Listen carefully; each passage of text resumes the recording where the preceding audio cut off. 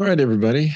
Welcome to the first episode of Writing Gothic. And this channel is where I'm going to talk about Gothic tropes as they pertain to writing, but I'll also probably kind of talk about Gothic movies or movies that I consider to be Gothic or to have Gothic tropes in them. So I'll talk about it writing, but also I'll cross over into movies as well. But when I talk about Gothic tropes, what I kind of mean are the Gothic as a topic or an idea. It extends far back in literature. When I was looking at my notes, there is a novel from the 1700s called The Castle of Otranto, and I hope I'm saying that right. And it was written by Horace Walpole. And it was written in 1764, and it was considered like the very first Gothic novel where an author actually used the word Gothic in their story.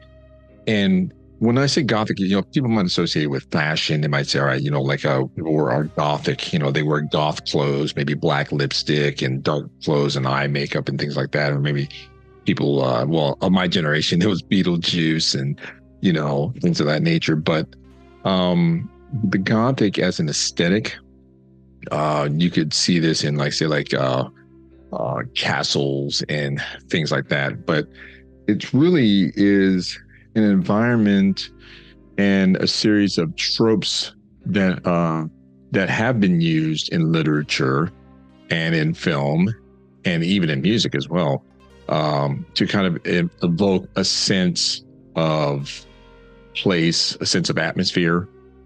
And specifically, there are things that I've used in my writing. And looking back at some of my writing, I'm an author, and I realized that I've been using these Gothic tropes in all of my writing, although I didn't recognize it at the time.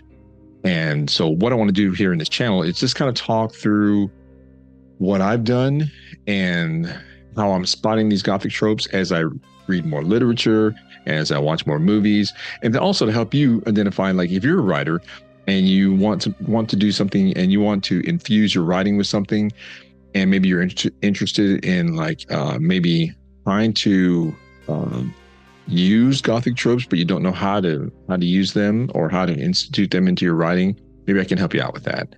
But let me kind of explain what I'm talking about when I talk about Gothic tropes and some of the things that I look for. Now, I'm sure I'm going to kind of give you like a little list, and this is by no means an exhaustive list, but it'll be some of the things that I've kind of identified through looking through various sources. I'm a big researcher. I'm a research nerd.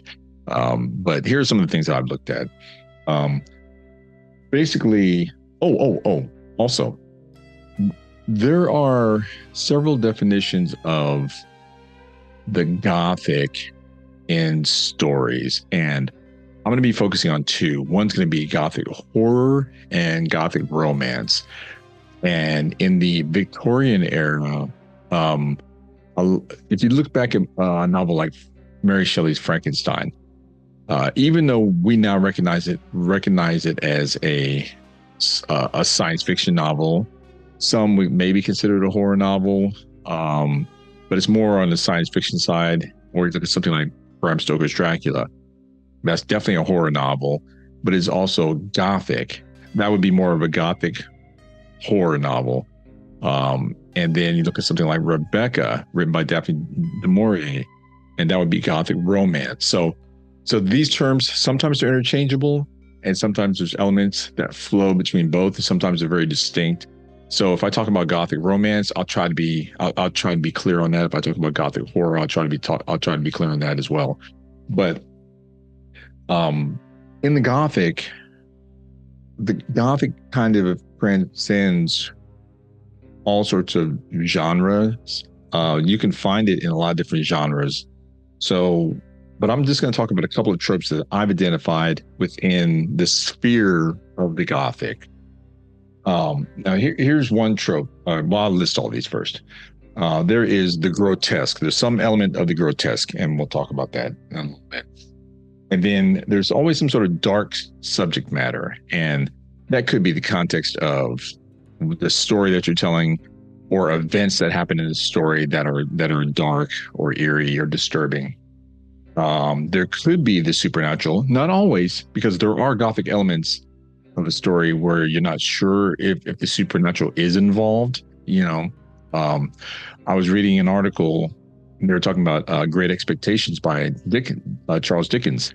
And to my knowledge, there aren't any overt supernatural elements in Great Expectations, but it's considered a Gothic novel because lots of the tropes of the Gothic reside in that novel, even though there's no supernatural elements. So that's why I'm talking when I say these tropes, that these tropes aren't always present in the Gothic, but some of them are. Not all of them, but a lot of them are present. Gothic environments. Now, this is a must for what I consider to be Gothic.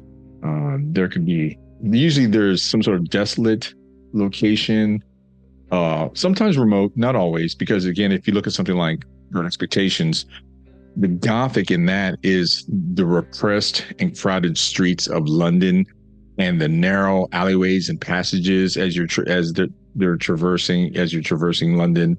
So that kind of mirrors the narrow passageways of an underground lair or a castle.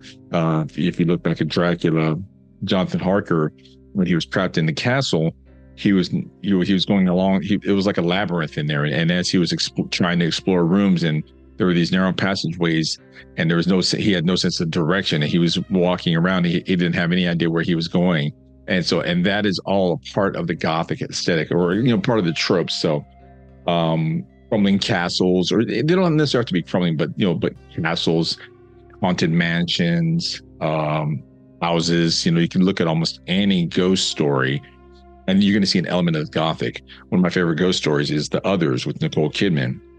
And the house that they're situated in, I'm not going to give away any spoilers, the house that they're situated in is very much a Gothic mansion. So that's definitely big. And even if you look at a movie like Poltergeist, the house, even though it's a suburban house set in the 80s, I think it was 82.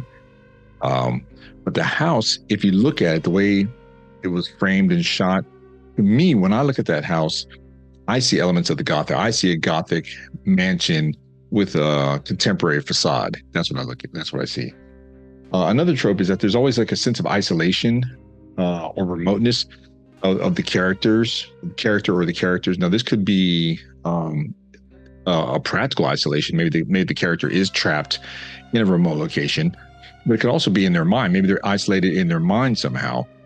And a good example, I think, of this would be the movie Shutter Island. Again, no spoilers, but that character was somewhat trapped in their mind, is all I'll say. If you have not seen that movie, it's a great movie. Another trope is that there's always a sense of suspense or mystery, or impending dread. Maybe sometimes a feeling of doom, right? And definitely fear. Fear is always involved. And then along with that, there's heightened or exaggerated emotions. And another trope is that there's always somebody in peril. Now, this is one that it can be problematic, because it's oftentimes that there's a woman in peril in a lot of these stories, especially some of the earlier Gothic stories. But then I also noticed that it could be persons in peril. It could be a group of people in peril. So to give you an example, so in Rebecca, it is the main character, Rebecca, who's the person in peril, whether she's in mortal peril or if it's the peril in her mind. Or you can look at something like Alien, which I consider Gothic story, even though it's sci-fi and it's and it is horror. It takes place in outer space. But if you look at the Nostromo and the interiors were very narrow, claustrophobic, and even the refining station that the Nostromo was pulling, if you look at the wide shots, it resembles Gothic architecture. And I know that was no mistake, because Ridley Scott is very particular in choosing his images. So to me, when I saw that, especially when I rewatched it as I was thinking about Gothic archetypes and tropes, to me, it looked very much reminded me of a Gothic castle. And even the alien derelict spaceship that they found on LV-426 reminded me of some sort of Gothic structure.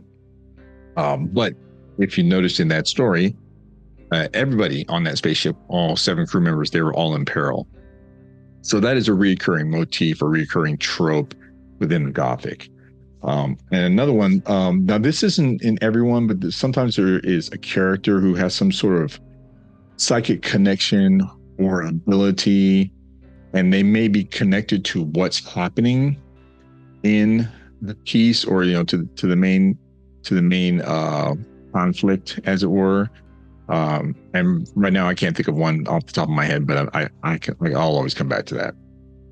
And another trope that I've noticed in the Gothic is that, especially for those period pieces, that there is often formalized language. And this is just one I kind of added for myself because I like to write. A lot of my writing takes place in the 19th century, and so I tend to like that formalized language where they don't use contractions, can't, won't, etc. And so I like that stylized language. But then again, that doesn't mean that you can't have formalized or stylized language in other settings. That's just kind of what I prefer. But so anyway, those are kind of the Gothic tropes, and not all of these tropes need to be present for a story to be Gothic the way I consider it to be Gothic. But I think that a lot of them in a Gothic story, you'll probably find a majority of tropes. So in another video, I'll talk probably more about each one of these tropes, and I'll link it to a particular story, novel, etc., or movie. But I kind of just want to lay it out right now. And I hope you like this video. And if you do, please watch out for more videos. And thank you very much for watching this. And I will see you in the next one. Bye.